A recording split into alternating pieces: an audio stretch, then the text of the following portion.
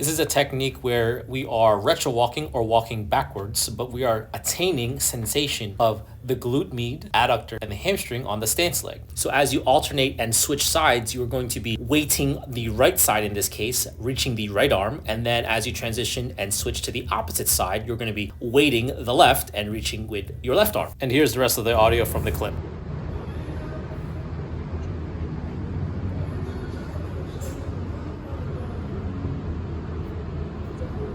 Stay on your right heel.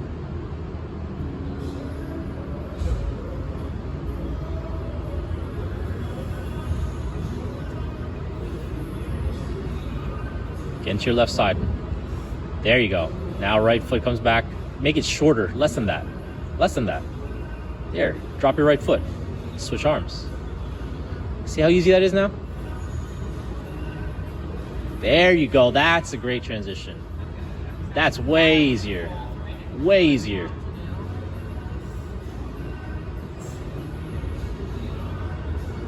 Switch, transition. Boom. Hang out, breathe. Foot, switch arms, drop the heel. Boom, good.